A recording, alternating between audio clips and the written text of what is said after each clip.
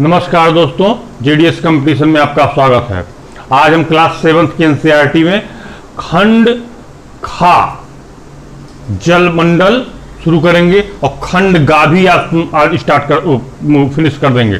खंड खा में जलमंडल है और खंड गा में उत्तरी अमेरिका, पूरा का पूरा उत्तरी अमेरिका में दो देश अमेरिका और कनाडा है। पहले स्टार्ट करते हैं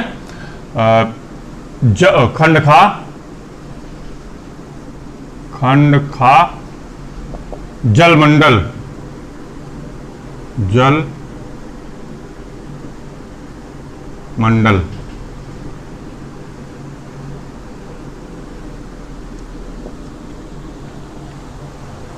हम सभी लोग जानते हैं कि पृथ्वी पर 97% जो जल है वो समुद्रों का है।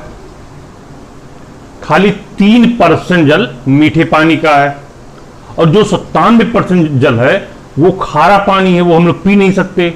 3% मीठे पानी का है। उसी 3% पे पूरी पृथ्वी की आबादी जल पीती रहती भाई। अब उस जो समुद्री जल है उसमें क्या क्या हलचल होती है। एक तो उसमें तरंग चलती रहती है, नंबर 1 बात। नंबर 2 बात, ज्वार भाटा होता है समुद्रों में ही। तीसरा, नंबर 1 तरंग। नंबर 2 ज्वार भाटा। नंबर 3 धाराएं।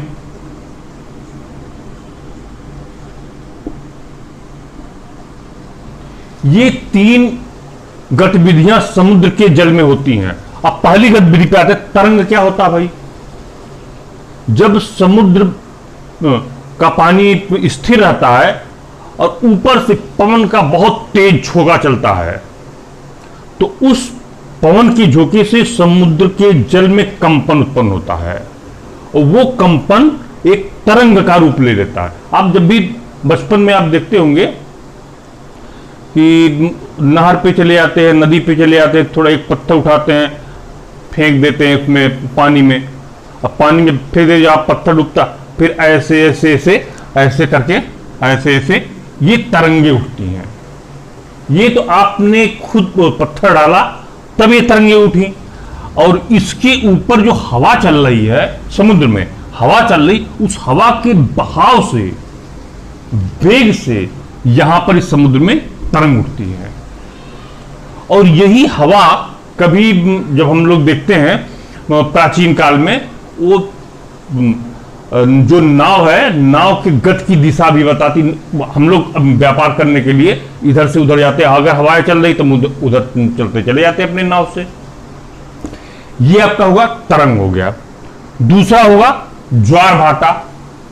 प्रत्येक 24 घंटे में समुद्र में ज्वार और भाटा आता है। ये ज्वार भाटा चंद्रमा की गुरुत्वाकर्षण शक्ति के द्वारा आता है। कई बार क्वेश्चन पूछा जा चुका है, ज्वार भाटा के लिए रिस्पॉन्सिबल क्या है? चंद्रमा की गुरुत्वाकर्षण शक्ति। ज्वार जब लहरें बिल्कुल ऊंची उठती हैं समुद्र में तो ज्वार कहलाता है, जब लहरें नीचे गिरती हैं तो भाटा कहलाता है। अब मुंबई में जाइए, मुंबई के किनारे देखेंगे आप, मैरीन ड्राइव पर बहुत तेज से पानी आता है, बिल्कुल बहा ले आता है और एकदम किनारे तक आता है, फिर पानी नीचे चला जाता है, डाउन।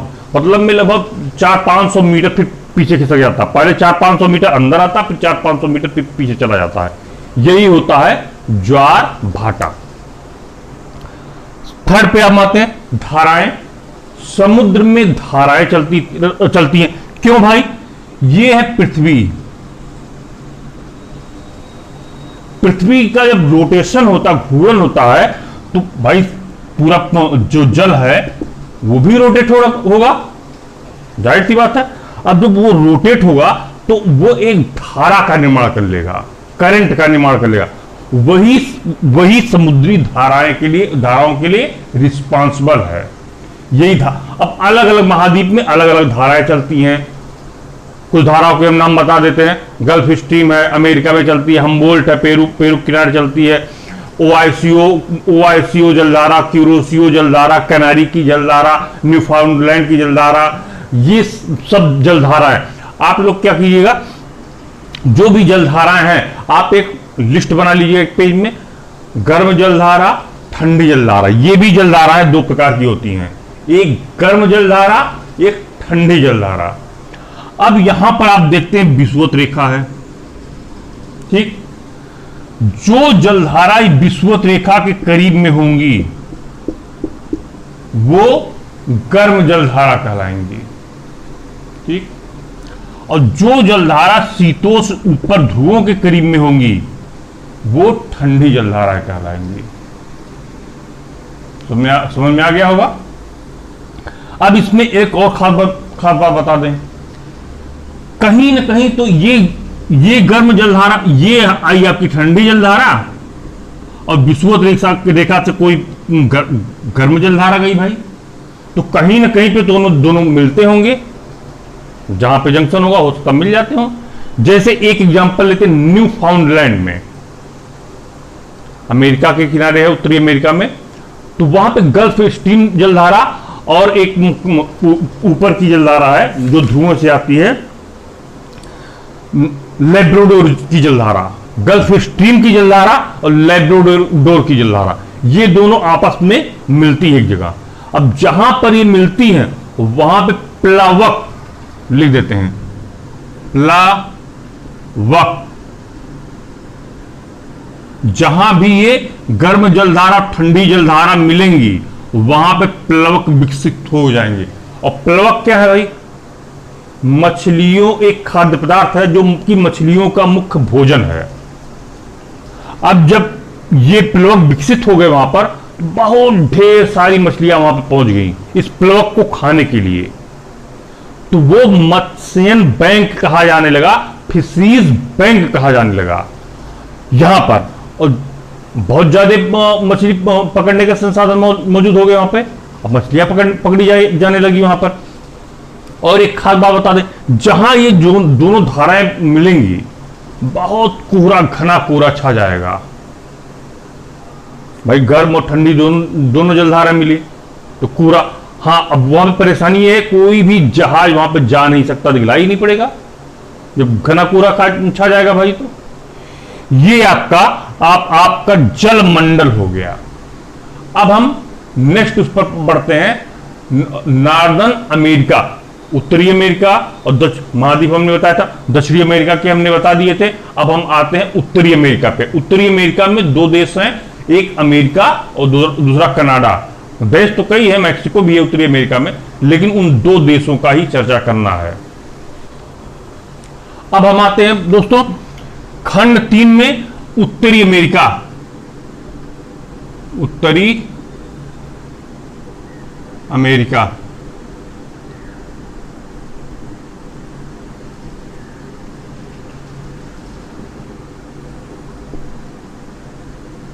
पहले मैप ले लेते हैं इसका, उत्तरी अमेरिका का।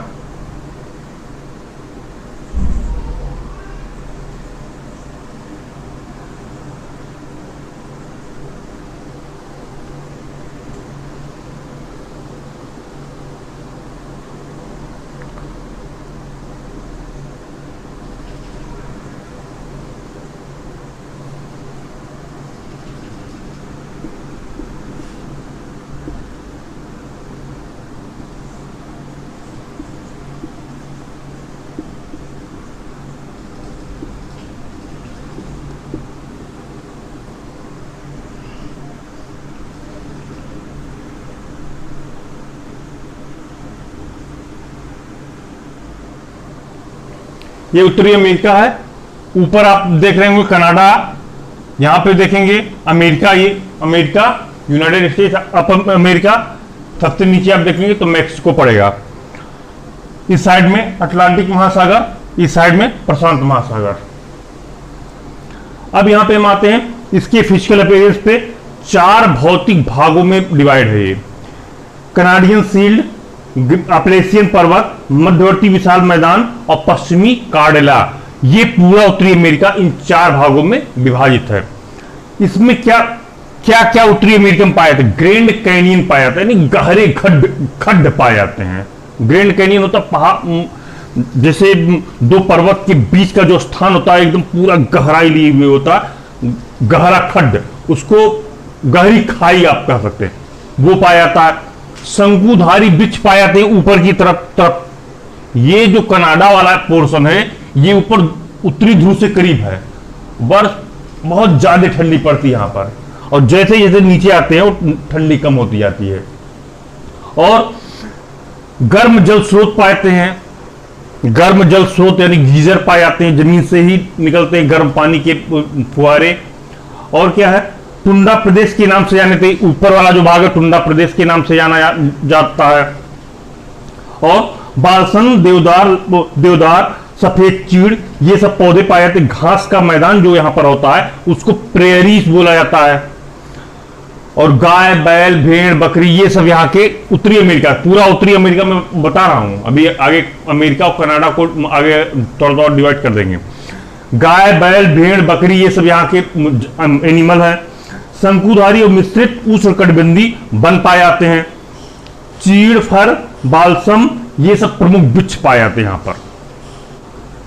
कागज और लुगदी का प्रधान केंद्र भी यहाँ पर है। हमारी बात, अमेरिका में सुपीरियर झील जो होती है वो लौह अयस्क का बहुत बड़ा केंद्र है, बहुत ज्यादा लौह अयस्क का उत्पादन वहां पर होता है।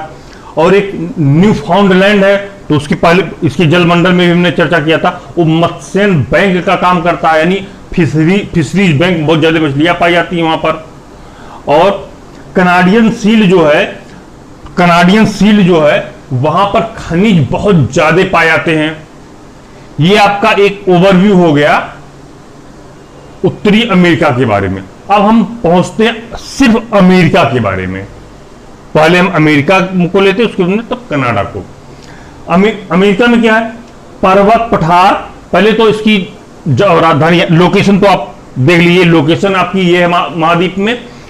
50 राज्य हैं अमेरिका के।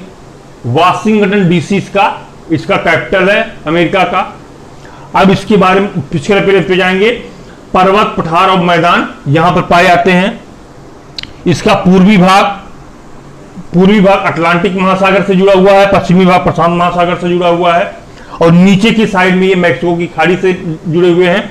यानी लैंड के हिसाब से इन ऊपर कनाडा से लैंड के हिसाब से इनका कोई बहुत डिस्प्यूट नहीं है, सुरक्षित देश एक प्रकार से आप कह सकते हैं।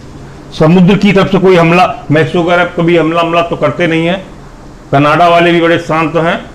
बाकी समुद्र की तरफ से इनको कोई कुछ खतरा रहता है, या एयर की तरफ से, वायु की तरफ से। अब आगे चलते हैं। अमेरिका का मध्य भाग, अमेरिका का जो मध्य भाग है वो मैदानी भाग है। Yellowstone national park, grand canyon, ज्वालामुखी और गीजर अमेरिका के मध्य भाग में पाए जाते हैं। ग्रैंड कैनियन के बारे में हमने बता ही दिया कि ग्रैंड कैनियन क्या है, गीजर क्या है, ये भी हमने बता दिया। लोहा, तांबा, जस्ता, सीसा, चांदी, सोना, चांदी, ये सब यहाँ पे प्रचुर मात्रा में पाए जाते हैं। कोयले का भंडार अपलेशियन पर्वत में पाया जाता, कोयले का भंडार अमेरिका में। और मक्का, गेहूं, जई और जौ, ये सब यहाँ की प्रमुख फसलें हैं। और एक खास बात बता दें यहाँ के बारे में कि यहाँ पे जो निवासी हैं वो यहाँ और अन्य देशों से आकर यहाँ पर रहने लगे हैं। जैसे अफ्रीकन कॉन्टिनेंट से बहुत से लोग यहाँ पे आए हैं। इंडियन कॉन्टिनेंट, भारतीय उपमहाद्वीप से भी यहाँ पे बहुत से लोग आए हैं, जिन्हें रेड इंडियन कहा जाता है, अफ्रीकन लोग। जैसे अफ्रीकन, अभी बराक ओबामा वहां के जो राष्ट्रपति हुए थे वो अश्वेत राष्ट्रपति ही थे, मूल रूप से अफ्रीका के ही रहने वाले थे वो। तो यहाँ पर जो इनकी जो पर्टिकुलर इनका जो कल्चर है वो एकदम मिक्स्ड कल्चर हो गया है। इसी वजह से अलग अलग महाद्वीपों से लोग आके यहाँ पे बस गए हैं। अब यहाँ पर शंकुधारी, पर्णपाती दोनों प्रकार के वन पाए जाते हैं, दोनों प्रकार के क्लाइमेट भी यहाँ पे पाए जाते हैं। ये आपका होगा पूरा अमेरिका के बारे में। एक आध क्वेश्चन कभी कभार बन जाया करता है इस महाद्वीप से भी, एक या दो क्वेश्चन। ग्रैंड कैनियन के बारे में एक आध बार पूछा हुआ है क्वेश्चन आईएएस में। और कितने राज्य हैं, छोटे छोटे एग्जाम में ये भी पूछा जा चुका है। कितने राज्य हैं। आप अमेरिका के फ्लैग पर जब जाएंगे तो उसमें 50 स्टार बने होंगे, तो वो 50 स्टार 50 राज्यों का डिनोट करते हैं। ये बात ध्यान दीजिएगा आप लोग। अब हम आते हैं कनाडा पर। कनाडा में आप देखेंगे ये ध्रुव से काफी नजदीक है, यानी ठंडक बहुत ज्यादा पड़ती है कनाडा में। और इस कनाडा की राजधानी ओटावा है। कागज बनाने का प्रमुख केंद्र है कनाडा। और क्या खास बात है, रूस के बाद क्षेत्रफल में कोई एक देश बड़ा है तो सेकंड नंबर कनाडा के क्षेत्रफल में बहुत बड़ा है कनाडा। तट रेखा भी इसकी बहुत लंबी चौड़ी है। इधर देखेंगे आप, इधर से पूरा अटलांटिक महासागर, इधर से देखेंगे प्रशांत महासागर, पूरा तट रेखा बहुत लंबी चौड़ी है कनाडा की। और उत्तरी भाग हमेशा बर्फ, उत्तरी भाग इसका जो है हमेशा बर्फ और हिम से ढका रहता है। और क्या खास बात है, शंकुधारी वन पाए जाते हैं। टैगा टुंडा तुल्य जलवायु यहां पे पाई जाती है। और मांस का उत्पादन बहुत ज्यादा यहां पर होता है। गेहूं, जौ, राई ये सब यहां की प्रमुख फसलें हैं। और जितना कृषि होता है 7% भूमि पे कृषि हो पाता है। यहां पर एक है नोवा स्कोशिया, वहां पर सेब की बहुत बड़े बागान होते हैं। जैसे सेब हमेशा ठंडे प्रदेशों में ही ज्यादा होता है, जैसे हमारे यहाँ इंडिया में जम्मू कश्मीर में आप सेब बहुत ज्यादा होगा। और हम लोग तो थोड़ा सा जैसे आप नीचे मैदानी भागों में बढ़ेंगे वहां पर सेब नहीं होगा, सेब का पेड़ लगाएंगे भी तब भी नहीं होगा। ठंडे प्रदेशों का एक फल है सेब। और क्या खास बात है, यूरेनियम भी यहां पर बहुत पाया जाता है। अखबारी कागज, हमने कहा था अखबारी कागज के प्रोडक्शन में बहुत आगे है कनाडा। एस्बेस्टस, निकेल, पोटास, तांबा, गंधक, जिप्सम, कोबाल्ट, सोना ये सब यहाँ पे प्रमुख खनिज हैं कनाडा के। और खेती का काम अधिकतर यहाँ पर मशीनों से होता, क्योंकि बहुत बड़ा है, मशीनों से कर दिया करते हैं लोग। और इसमें खनन यहां का महत्वपूर्ण उद्योग है। पूर्वी भाग जो इसका पूर्वी भाग है वो मत्स्य बैंक कहलाता है, मछली पकड़ने का साधन हो गया। ये आपका हो गया आज उत्तरी अमेरिका में कनाडा और अमेरिका, और उधर जलमंडल ये पूरा कंप्लीट हुआ। जितना कुछ अभी तक इसमें हमने समझाने की लिहाज से भी इसको मैं ड्रा कर दिया करते हैं कि ब्रेन फीड कर जाया करे, और जहां से कोई फैक्ट मिले आप उसमें डाल दिया करें। जरूरी नहीं एनसीईआरटी में पूरा ही फैक्ट हो, जरूरी नहीं कि हम पूरा फैक्ट डिलीवर्ड ही कर देते हो। लेकिन जहां, इसलिए मैं कहता हूं जहां से आपको फैक्ट मिला यहां से आपने कलेक्ट किया, कहीं और से फैक्ट मिला वहां से आपने कलेक्ट किया, तो फैक्ट को कलेक्ट करते रहिए। प्रारंभिक परीक्षा में फैक्ट का ही पूरा गेम है। जितना ज्यादा आपके पास फैक्ट है उतना ज्यादा आपके क्वेश्चन सही रहेंगे। हाँ, कॉन्सेप्ट अगर थोड़ा मजबूत रहेगा तो वो आपके जो कंफ्यूजन वाले क्वेश्चन है, कंफ्यूजन वाले क्वेश्चन को भी सही कर देगा। आज आपका यहां पर खंड 2 और खंड 3 ये समाप्त। तो कल क्लास 7th एनसीईआरटी का लास्ट डेट है, कल उसको भी समाप्त कर देंगे। नमस्कार, धन्यवाद।